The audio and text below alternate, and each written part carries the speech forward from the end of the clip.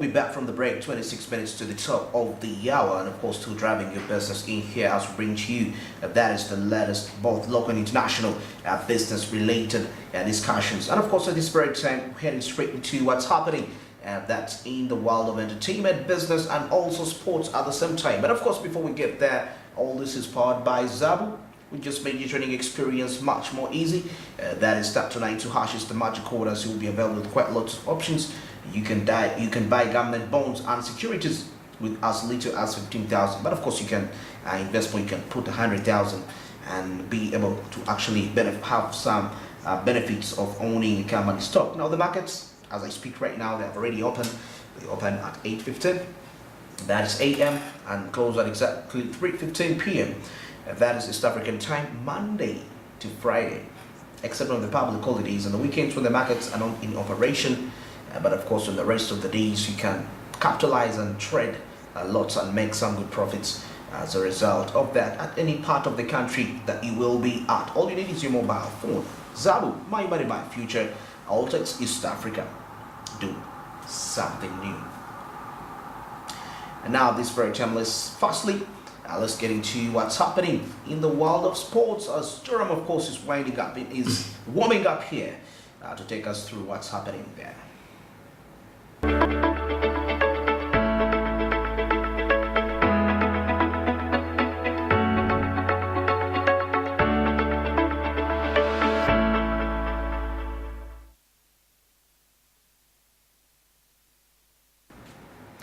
Of course, still in there, let's first get to see what's really happening that is into the world of entertainment. But of course, firstly, we shall take a look at Amazon, of course, which is set to relaunch MGM streaming services, that is in Europe as MGM Plus, and of course international, and of course it's also it will be adding Lionsgate content onto its very platform.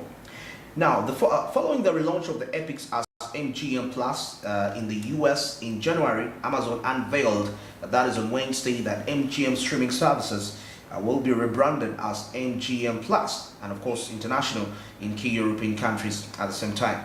So that is something quite very interesting, and the very interesting point into this discussion is that Lionsgate content is also going to be a part of these, of this very initiative.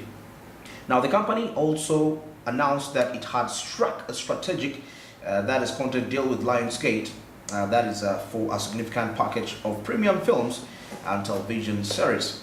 And of course, in support of the change, under that arrangement, MGM Plus International will stream, of course, leading premium series from Lionsgate and stars in Germany, Australia, Italy, Spain, and the Netherlands, giving subscribers access to even more hit TV series and of course and movies at no extra cost to their current subscription. And of course now starting this weekend, it said monthly subscriptions will cost $3.99 or 4.37 US dollars and offered via Prime Video channels in that regard. So this is quite a great partnership. MGM Plus, of course, that stands in for Metro Golden Mayer. For those of you that watch those movies as they starting, you get to have to take a look at that particular aspect.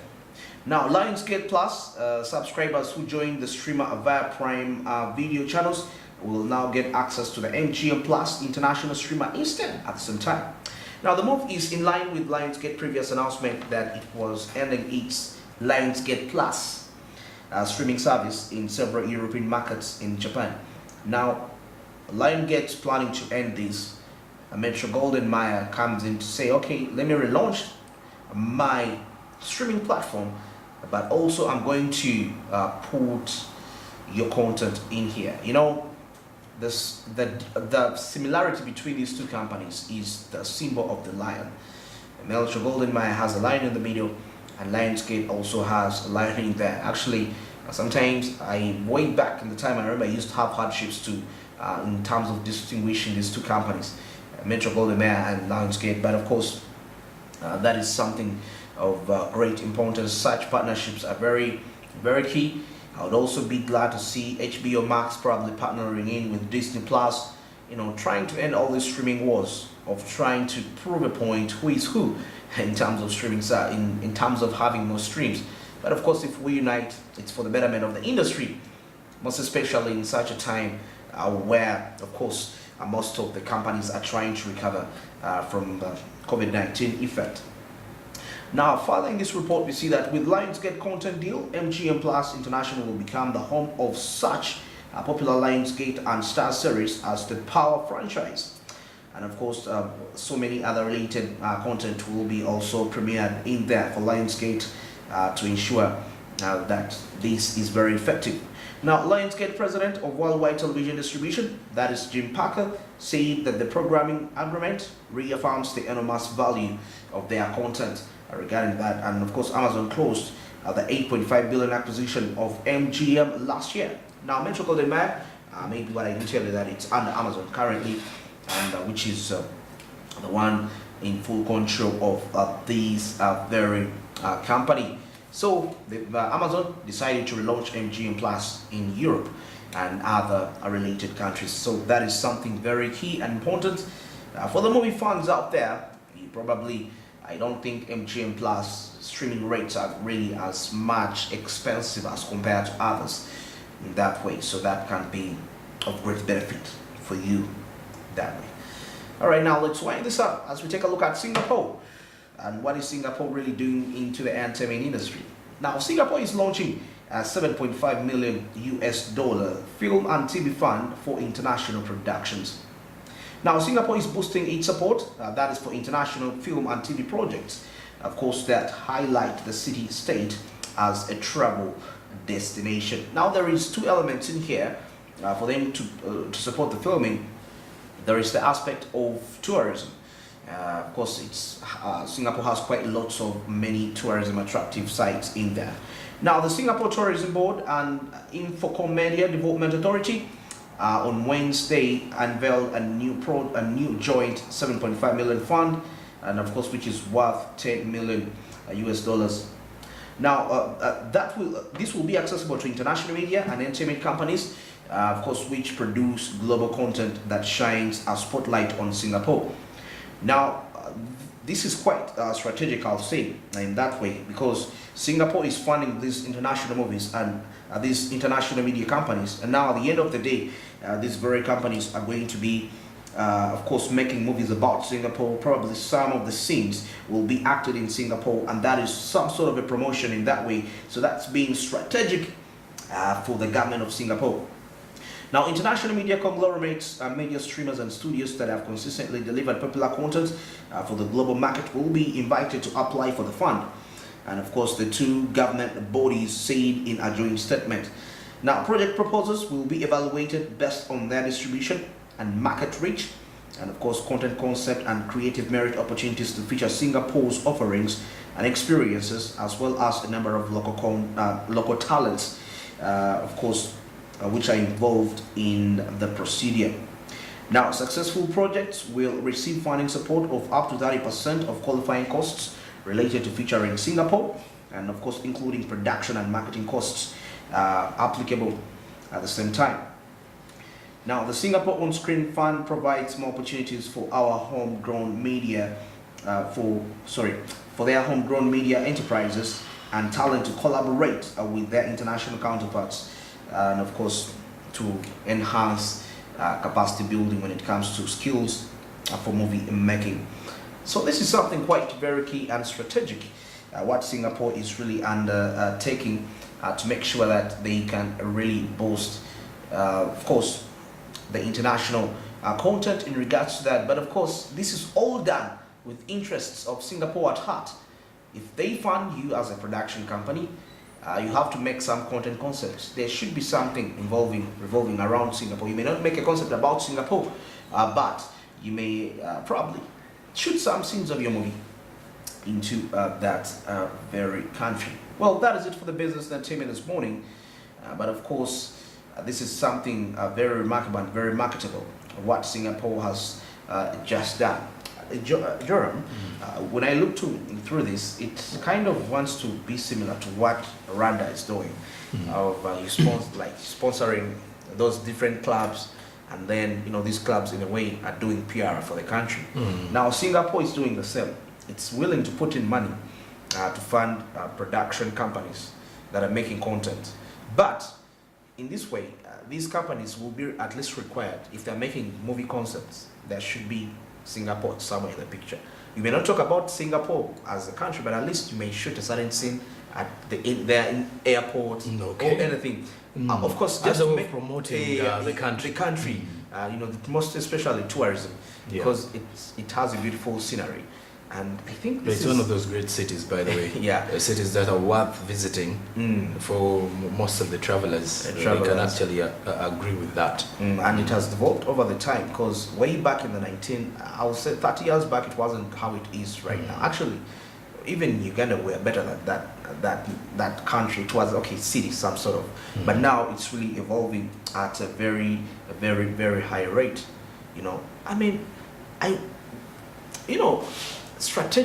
Being strategic is very key, and I come to realize how sports and entertainment are really key avenues for countries to open portals of economic prosperity. I wish some of the stakeholders got to have insights of these matters.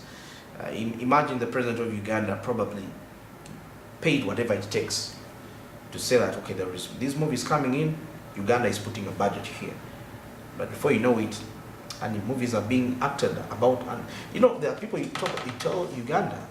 I was told some time back, this famous actor Arnold Schwarzenegger was told about Uganda, and to him he thought it's an island. Never heard about it. An island of the country. But of course, I want to believe most people now know you. Right now it's there is. There's a lot we've been doing as a country, not only in trade, sports, from the perspective of sports athletics, and then you look at maybe not in so much in the entertainment world, but of course we've also got some artists who have represented us to the entertainment from the international space.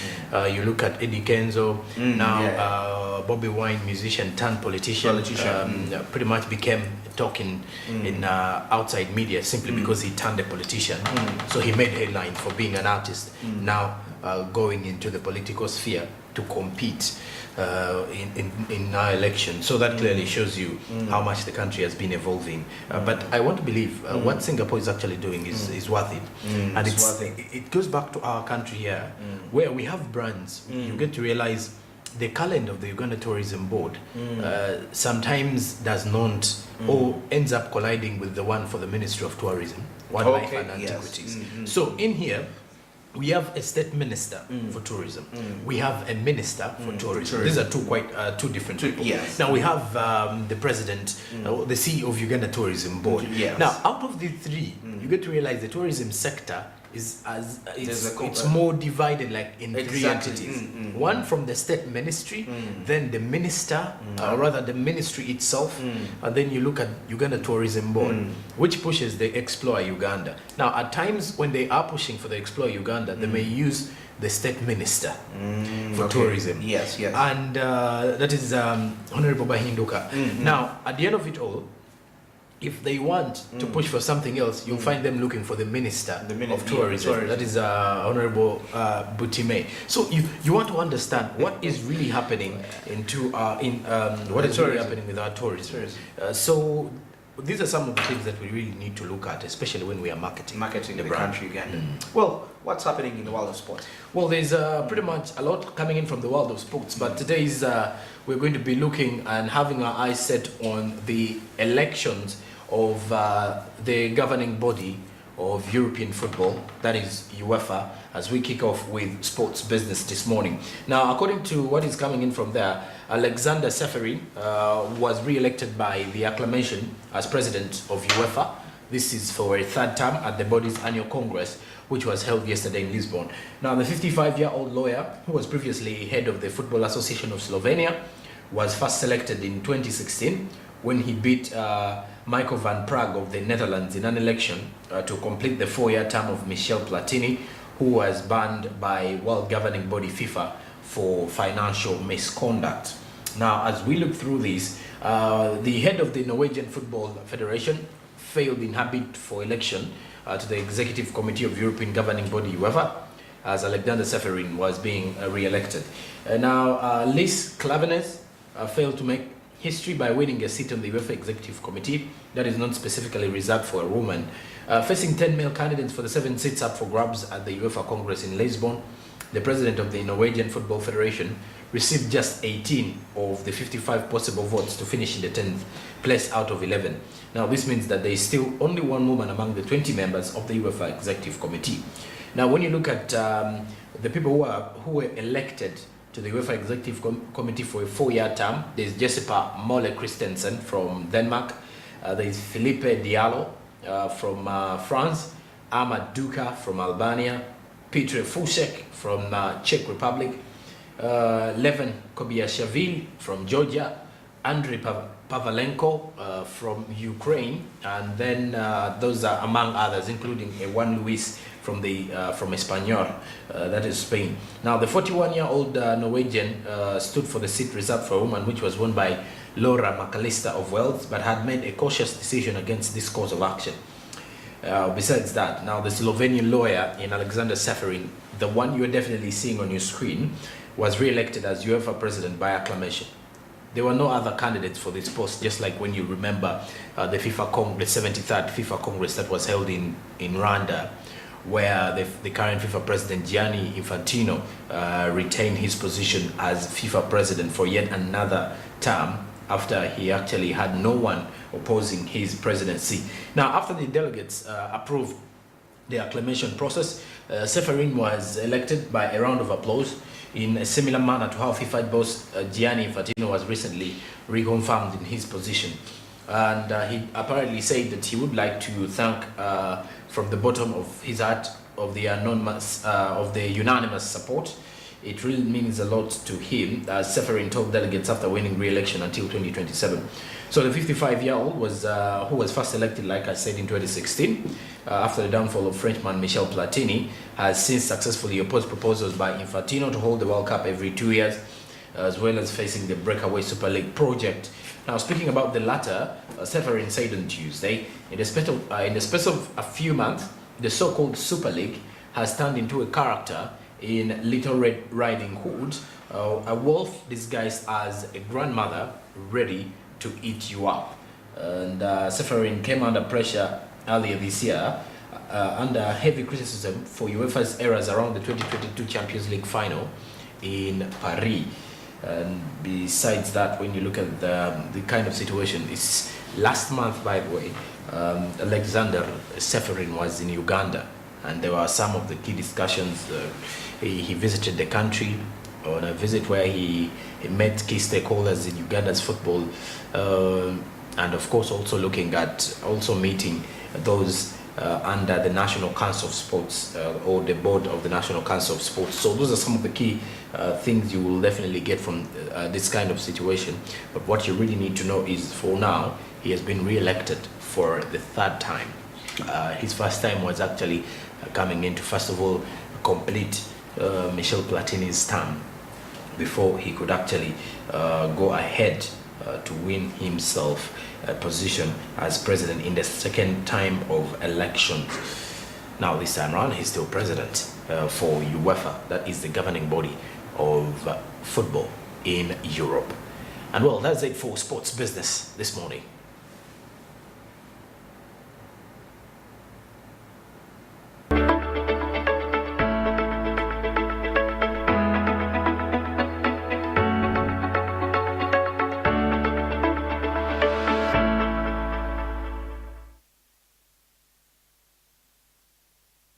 Well, 7 minutes to the top of the hour, and of course that is it regarding sports business and entertainment at the same time. Maybe before any further, Joram, something about the UEFA president. I want to know, like, the FIFA president or presidents of those other football federations, those bodies that govern football on continental and country level. Who elects them? Who puts the ballot to know that this is the person that is supposed to be the president? Well, when you look at the issue to do with FIFA, there are always people who are on the board. There is a board. There is a board, and of course it goes back to the federation presidents of different countries. For example, if you look at our FIFA president is Moses Magogo, these are people who are supposed to vote for such a position. And of course, there are also those who actually are on the board of FIFA, who are also allowed to vote during that process. So by the look of that, also presidents of the continental federations, you look at CAF, UEFA, have to vote for a FIFA president. So it goes back to the UEFA contingent, whereby countries, which, for example, president of FA in England, president, because these are all potential candidates who would wish to stand for presidents. But of course, because they all belong under UEFA, so they have the right to cast the vote. Okay, that's quite very interesting. Well, I guess that's been clear for any football fan out there. And you probably could be wondering, like me, how do they really put these people into power in there? Well, at this very time, let's get into a short break, and of course, coming up is our insight, and of course the discussion will be dwelling on the accumulating national debt. More of those conversations coming up after the break.